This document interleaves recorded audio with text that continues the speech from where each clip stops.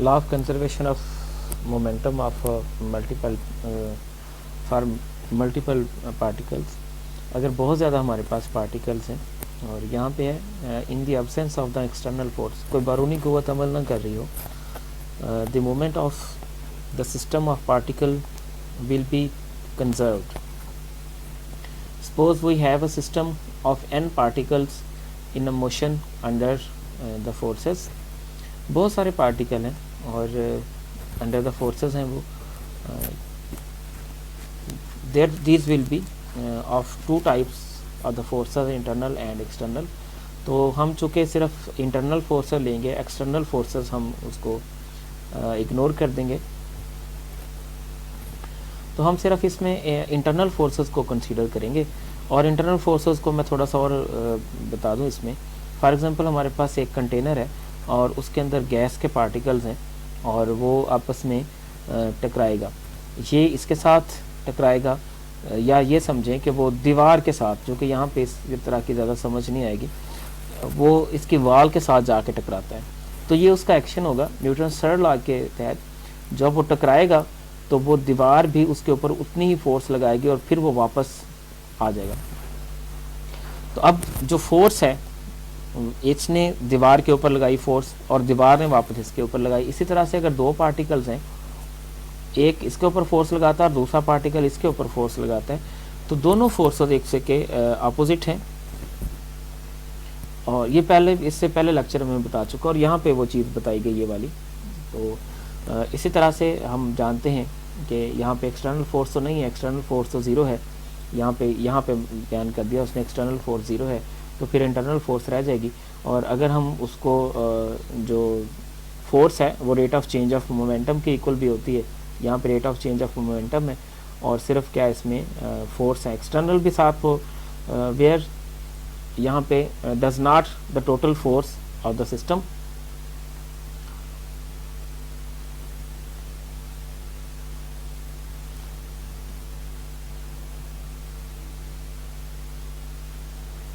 तो यहाँ पे सिर्फ इंटरनल फोर्स की बात की गई और इंटरनल फोर्स जो है वो उनका सम होता है और सम के बाद फिर हम इसको, ये भी सारा का सारा वही सिस्टम जो पहले इससे यूज़ किया गया वही है.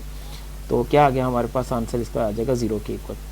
तो अगर हमारे पास जो मोमेंटम है, मोमेंटम का डेरिवेटिव अगर ज़ीरो है, मोमेंटम का डेरिवेटिव अगर ज़ीरो के इक्वल है, तो उसका मतलब मोमेंटम में चेंज नहीं आ रही. क्यों? क्योंकि सिर्फ कांस्टेंट फंक्शन का डेरिवेटिव ज़ीरो होता है. अगर हम डेरिवेटिव मालूम करें किसी भी कांस्टेंट का, 2 का, तो आंसर ज़ीरो आएगा क्योंकि ये कांस्टेंट है.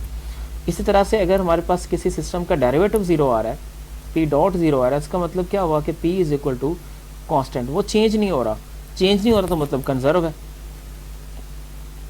अब इसके साथ एक एग्जांपल है कि एक मास है, पहला उसका मास है हमारे पास 6 kg और उसकी जो वेलोसिटी है वो मूव किस वेलोसिटी से कर रहा है, u1 is equal to 5 metre per second.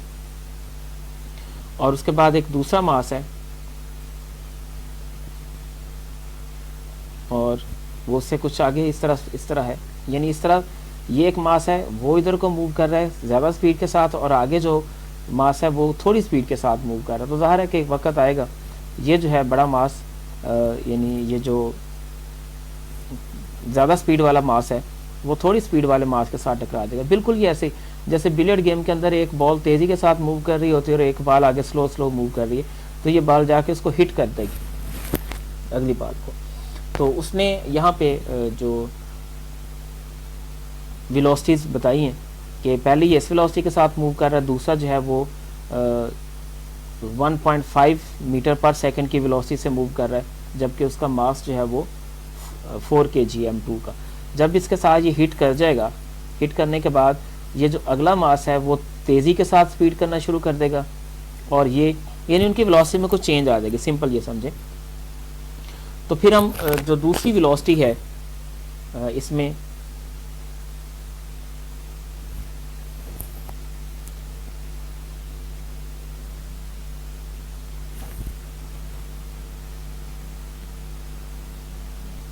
Sir ये मिस्टेक होगी, टकराने के बाद ये वेलोसिटी इसकी नहीं है बल्कि इस सिस्टम पहले मास की है, टकराने के बाद उसकी वेलोसिटी 1.5 मीटर पर सेकंड हो जाती है, और टकराने से पहले जो पार्टिकल है वो 3 मीटर पर सेकंड की वेलोसिटी से मूव कर रहा है। टकराने के बाद दूसरे पार्टिकल की वेलोसिटी क्या होगी, ये सारा कुछ यहाँ पे दिया गया है इसमें। तो हमारे पास होता है, ये है बिफोर कोलिजन, दोनों का मोमेंटम, ये m1 u1 पहले पार्टिकल का मोमेंटम, m2 u2 पहले दूसरे पार्टिकल का मोमेंटम बिफोर कोलिजन। मैं यहाँ पे BC लिख देता हूँ, BC बिफोर कोलिजन, और ये है आफ्टर कोलिजन, AC में लिख देता हूँ। m1 v1 उसकी वेलोसिटी v1 बन जाती है, और दूसरे की वेलोसिटी m2 और v2 बन जाती है। जो सिस्टम में वैल्यूज पुट करें और उसके बाद उसकी सारा सिस्टम जो है वो मालूम कर लेंगे, जो भी चीज़ उसमें मालूम करनी है। इस क्वेश्चन में भी यही स्टेटमेंट दी गई है, वेलोसिटी जो है वो वेक्टर की फॉर्म में दी गई हैं, और उसके बाद फिर हमें इसमें जो मास है वो मालूम करना है, सेकंड मास मालूम करना है। m1 दिया गया है, velocity before and after collision सारी दी गई हैं। तो यहाँ पे हम जो वेलोसिटीज निकाली हैं, इसने सिर्फ उसकी मैग्नीट्यूड यूज़ कर रहा है वेलोसिटी की। पहले हम जो वेक्टर फॉर्म में दी है उसकी जो हम